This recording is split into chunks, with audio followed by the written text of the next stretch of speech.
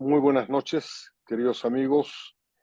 Estamos otra vez en una reunión del grupo Marcos Escudero que llamamos Diálogos al Café. En esta oportunidad, el tema de hoy es la inversión privada en Bolivia. Es un tema absolutamente crucial para entender hacia dónde estamos yendo y cómo hemos llegado donde hemos llegado. Le hemos pedido a Jorge Rada que haga un comentario. Jorge tiene una amplia experiencia en el mundo empresarial, ha sido líder empresarial no solamente en la producción el caso de aceite fino, por ejemplo, sino también miembro de directorios de varias empresas, especialmente industriales, y presidente de la Federación de Empresarios Privados de Cochabamba y vicepresidente de la Confederación Nacional. Jorge Rada, por favor. Bueno, gracias Roberto. Muchísima la presentación de Jaime y Henry.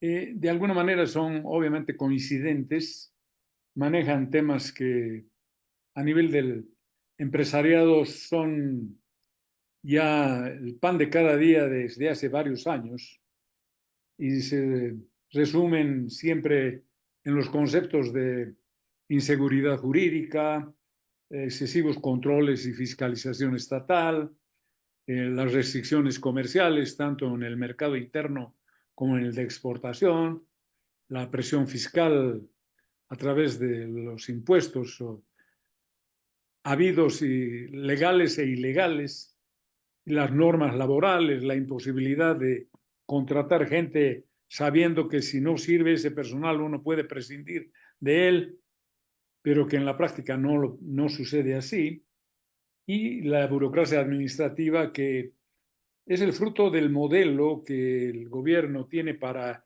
sus entidades descentralizadas, donde les dicen, señores, ustedes tienen que autofinanciarse, tienen que generar su propio presupuesto y a través de ello esas entidades generan tasas, aranceles excesivos, cada vez más altos, para cubrir sus propios recursos que no son cubiertos por el Tesoro de la Nación. El problema de la inseguridad jurídica yo creo que es un problema que lo vamos comentando permanentemente, pero que parte de ya de la constitución política del Estado que establece ciertas restricciones y ciertas obligaciones de coparticipación estatal o de dificultad de establecer asociaciones público-privadas. Es muy difícil que un empresario privado se asocie con el Estado si se sabe que el control tiene que estar a nivel estatal. Si encontraríamos alguna forma de asociación entre la capacidad económica que tiene el Estado con la capacidad de gestión que tiene el sector privado, podríamos encontrar una fórmula exitosa, pero la Constitución no lo permite. En el tema de la presentación de Jaime, los números, etcétera, reflejan la baja participación de la inversión en el contexto del PIB. Y estaba revisando las estadísticas en Cochabamba y son realmente deprimentes. O sea, que si Bolivia está en el 6, Cochabamba no llega ni al 2. Entonces, en Cochabamba la situación es muchísimo más preocupante y mucho más difícil.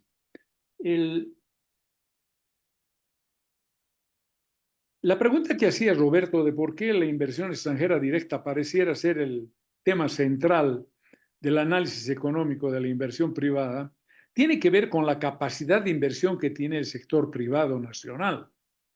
Es muy difícil que los grandes proyectos sean financiados por el inversionista privado, quien tendría que recurrir al inversionista extranjero tanto para asociarse en sociedades mixta, en este caso con participación extranjera y nacional, porque las empresas más grandes del sector productivo privado, por ejemplo, son resultado de asociación de capitales extranjeros con capitales nacionales o solamente de capitales extranjeros.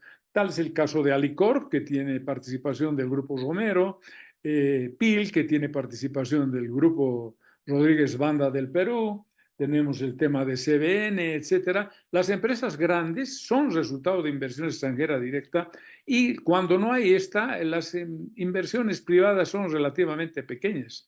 En el caso de Cochabamba son bien poco significativas y bien difíciles de identificar. Cuando habla Henry del tema de la ley de fomento a las inversiones, yo me pregunto, son buenas las ideas, son muy buenas las intenciones, pero si seguimos con el problema de la inseguridad jurídica, no es problema de la ley, es el problema del cumplimiento de la ley.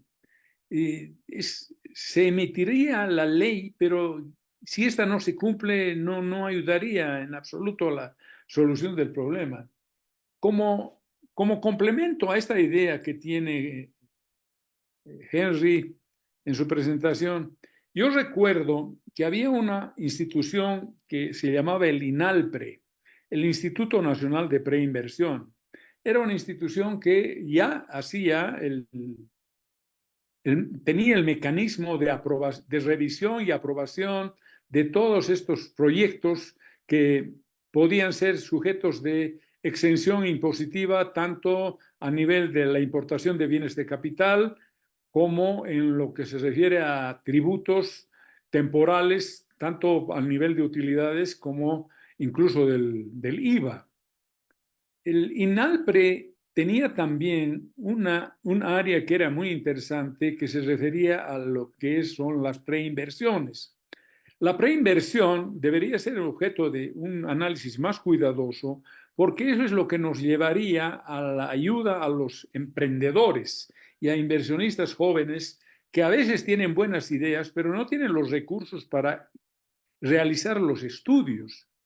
En la época de la CBF y del INALPRE había un fondo del BID que financiaba estudios de preinversión bajo condiciones especiales. Eran créditos reembolsables y contingentes, lo que significaba que si el proyecto era factible y se llevaba a cabo y se realizaba, el inversionista se comprometía a pagar el préstamo.